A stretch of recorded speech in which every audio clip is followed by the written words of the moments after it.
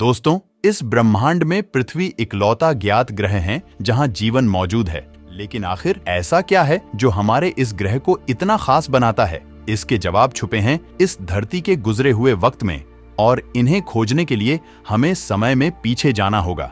इस धरती पर सबसे पहले आए मानव को देखना होगा, आपस में टकराते हुए महाद्वीपों पर जाना होगा, खूंखार डायनासोर का सामना करना होगा, अजीबोगरीब जीवों से भरे समंदर में कूदना होगा, आइस एज में हड्डियों को जमा देने वाली ठंड का सामना करना होगा और सालों पहले धरती पर हुई उल्कापिंडों की बरसात को देखना होगा। तो आइए चलते हैं समय में बहुत पीछे, जब धरती अपनी शुरुआती अवस्था में थी। आज से करीब 4.5 अरब साल पहले चट्टान का एक बहुत ही विशाल सा गोला एक बेनाम तारे का चक्कर लगा रहा था। इसका सतह पिघले हुए लावा से बना था और इस पर जीवन का नामो निशान तक नहीं था। ये थी हमारी पृथ्वी का यहाँ तक का सफर हम पिछले एपिसोड में जान चुके हैं। उस एपिसोड का लिंक डिस्क्रिप्शन में है।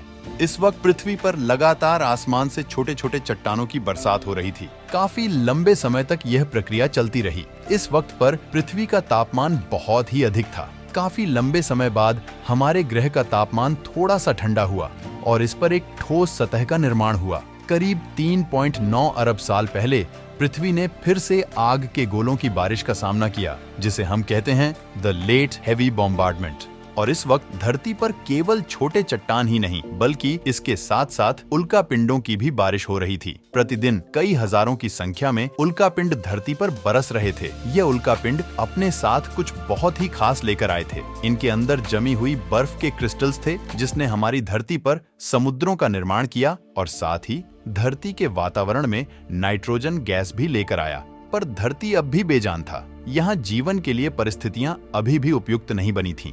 धरती का एटमॉस्फेयर अभी पूरी तरह से जहरीली गैसों से भरा हुआ था। यहाँ वायुमंडल में ऑक्सीजन था ही नहीं और धरती भी चारों तरफ से समुद्र से घिरी हुई थी। पर अब यहाँ परिस्थितियां बदलने वाली थीं। करीब 3.8 अरब साल पहले हमारी धरती में एक बार फिर से उल्कापिंडों की बारिश शुरू हुई। पर अब की बार यह पिंड अपने साथ केवल पानी ही नहीं लाए थे, बल्कि यह कुछ बेहद अनमोल चीज लेकर आए थे जो धरती को जीवन देने वाला था। यह पिंड अपने साथ खनिज यानी मिनरल्स लेकर आए थे, साथ ही कार्बन, प्रोटीन और एमिनो एसिड को भी अंतरिक्ष से पृथ्वी पर लेकर आए। इन्हीं पदार्थों की मदद से समुद्र की गहराई में जीवन का पहला बीज पनपा। हम यह नहीं जानते हैं कि ऐसा कैसे हुआ था, लेकिन किसी प्रकार से यहीं पर उन सारे मिनरल्स और केमिकल्स ने आपस में अभिक्रिया करके जीवन का बीज बोया और यहाँ जन्म हुआ पहले एक कोशिकीय यानी यूनिसेल्युलर जीवों का। यह एक प्रकार के बैक्टीरिया थे। यह बैक्टीरिया समुद्र में बहुत ही तेजी से बढ़ने लगे और सूरज की रोशनी को भोजन में बदलते लगे। इस प्रक्रिया को हम बेहतर रूप से जानते हैं प्रकाश संश्लेषण यानी फोटोसिंथेसिस के नाम से। इसी प्रक्रिया में ये बैक्टीरिया एक बायो प्रोडक्ट को निकालते थे, एक गैस ऑक्सीजन। इन सूक्ष्म जीवों ने धरती पर एक सबसे अनमोल चीज का निर्माण किया, जो धरती में जीवन को पनपने के लिए सबसे ज्यादा महत्वपूर्ण था और वास्तव में इसके बिना धरती पर कोई जीव जीवित नहीं रह पाता। करीब 2 अरब सालों तक पृथ्वी के वायुमंडल में ऑक्सीजन की मात्रा लगातार बढ़ती रही। आज से करीब 1.5 अरब साल पहले धरती में अब भी किसी प्रकार का कॉम्प्लेक्स लाइफ विकसित नहीं हुआ था और ना ही धरती पर इतने बड़े बड़े महाद्वीप थे। धरती पर केवल छोटे छोटे द्वीप थे जो चारों तरफ से पानी से घिरे थे। मगर अब धरती के क्रस्ट में हलचल होने लगी। इससे धरती की सतह कई सारे टेक्टोनिक प्लेट्स में टूट गई। फिर इन प्लेट्स में मूवमेंट के कारण ये सारे छोटे छोटे द्वीप आपस में जुड़ गए और एक सुपर कॉन्टिनेंट का निर्माण किया, जिसका नाम था रोडिनिया। इस वक्त धरती का तापमान 30 डिग्री सेल्सियस था और धरती का एक दिन 18 घंटों का था। मगर अब समय के साथ यहाँ परिस्थितियां बदलने वाली थीं।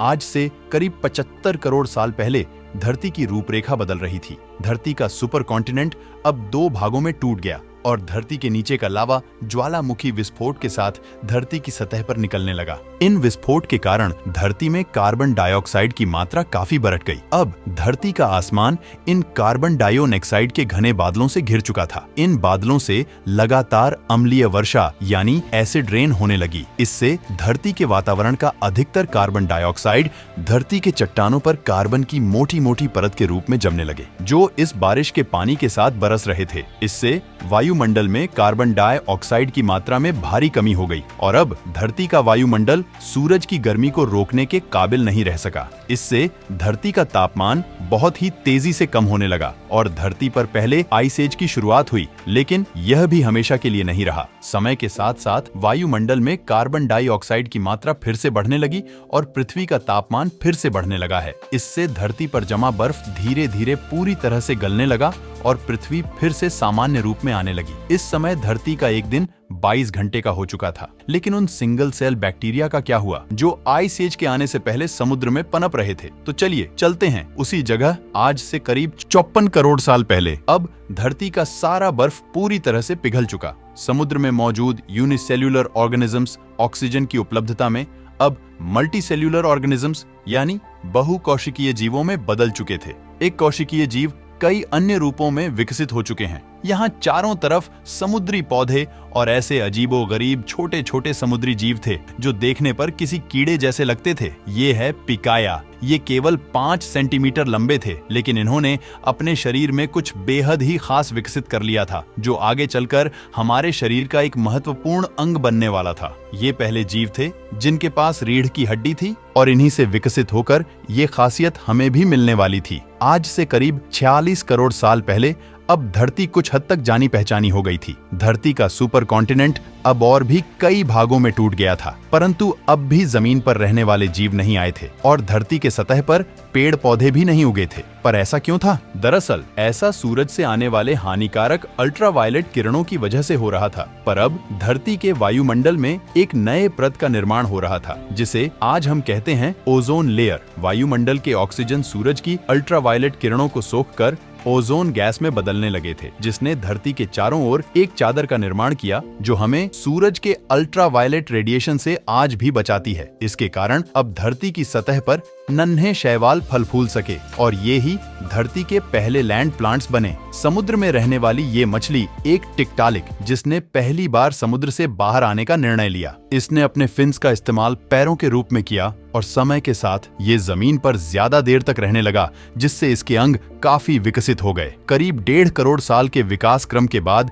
ये जानवर अब पूरी तरह से जमीन में रहने लायक बन चुके थे और इन्हें कहा जाता था टेट्रापोड्स। आज से करीब 36 करोड़ साल पहले ये टेट्रापोड्स पूरी तरह से विकसित हो गए थे और अब ये पूरी तरह जमीन पर रहने वाले जीव बन गए। ये ही वो जीव थे जो आगे चलकर डायनासोर्स, बर्ड्स, मैमल्स और अंत में इंसानों में विकसित होने वाले थे। यहाँ से एक नई प्रजाति की शुरुआत हुई, लेकिन अब धरती का बुरा वक्त आने वाला था। समय के साथ जीवों की विकास प्रक्रिया जारी रही, लेकिन साथ ही धरती का वातावरण भी बहुत तेजी से बदल रहा था। एक बार फिर से ज्वालामुखी विस्फोट के कारण धरती का तापमान बहुत ही बढ़ गया। इससे धरती पर बहुत बड़ा अकाल पड़ गया। इस अकाल में लगभग सारे पेड़ सूख गए और धरती पर जीवों की कुल 95% आबादी साफ हो गई। इस अकाल में कुछ जीव ही जिंदा बच पाए, जिन्होंने जिंदा रहने के लिए कुछ भी खाना शुरू कर दिया और गर्मी से बचने के लिए जमीन के अंदर रहने लगे। पर समय के साथ साथ फिर से परिस्थितियों में सुधार आया।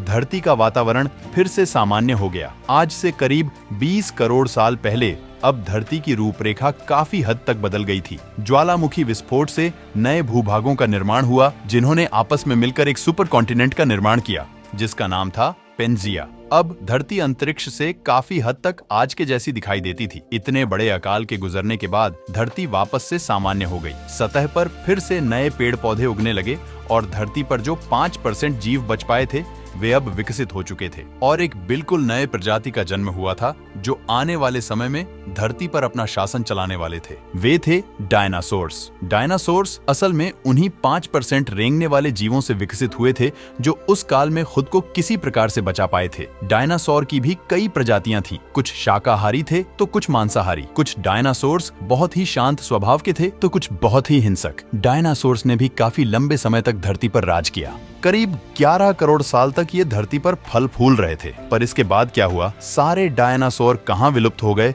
और इंसान कहाँ से आए, ये हमने इस वाले एपिसोड में एक्सप्लेन किया है।